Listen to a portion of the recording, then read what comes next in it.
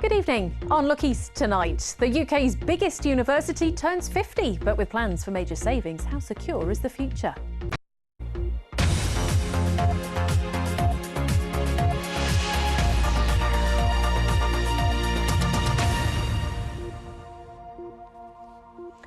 First tonight, we may be 50, but we're as radical and relevant as ever before. The message from the Open University today is it marks 5 decades of distance learning. Based in Milton Keynes, the university is now the biggest in the UK with 174,000 students. But it's the open approach that sets it apart from more traditional universities. Its oldest student, 93, its youngest, just 13. And of course, you don't have to travel to it to study with it. But just a year ago, it announced plans for major savings. So what does the future there really look like? Well, we can join Ben Schofield there tonight for the details. Ben.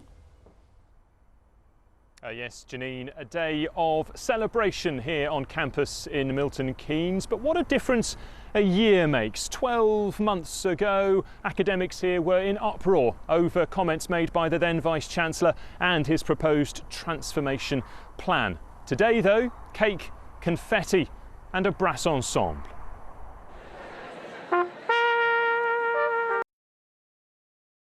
The OU Overture, what used to signal the start of middle-of-the-night documentaries, today heralding birthday celebrations. Among those toasting the OU, one of its earliest students. When I discovered I was also going to get an Open University degree, I thought, wow, I've come to the right place. Teresa Bullock studied for a degree alongside her teaching certificate in the mid-1970s. The OU was just 6 years old. It was something new, it was something dynamic, something that Harold Wilson brought in, and the fact that it was open, education for people who didn't make the grade with their A-levels, and to have that degree was the icing on the cake. Yeah, and that's what helped me get my first job. So what I'm going to do now is to try and shoot a pellet. Nicknamed the University of the Air, its lectures were broadcast to students, course notes sent through the mail via a dedicated post office. Blue Planet, Frozen Planet, these were things that I'd grown up watching. The OU's films inspired Katrina Nilsson-Kerr. She's studying fossils to unlock the secrets of climate change and finishing her PhD. So most people kind of think that I'm doing my PhD by distance, which is difficult because I guess as a scientist we need to be very hands-on, so it's trying to communicate to people that know the OU is very well known for its distance learning, but it's also got a campus in Milton Keynes with all these labs and equipment and facilities that you can come and use. Happy birthday to you. But today's party comes 12 months after a crisis. Last year, academics voted no confidence in the then Vice-Chancellor. He was trying to push through a transformation plan and save £100 million.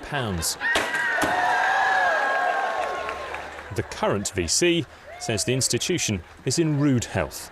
I don't think there's been any financial crisis. We did suffer a fall in student numbers, but mainly because of the draconian change in the student fee regime, which really penalised part-time students.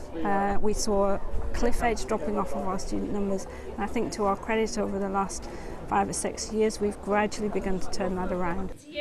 Professor Kellett says in the next 50 years new technology will help the OU support students even better and make its mission to upskill the workforce even more important. Ben, 50 years ago, of course, the OU was pretty much the only place doing this kind of learning. Distance learning now more common. How can the OU stay relevant going forward?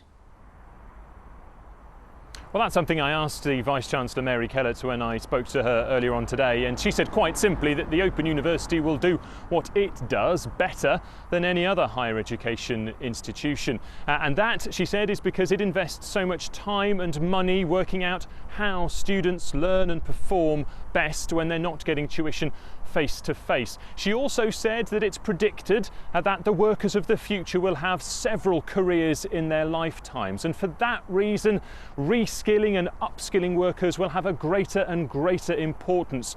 And she says the Open University will play a big part in delivering that sort of mid-career adult education, and she says it's got a bright future ahead in the future economy. Thank you, Ben.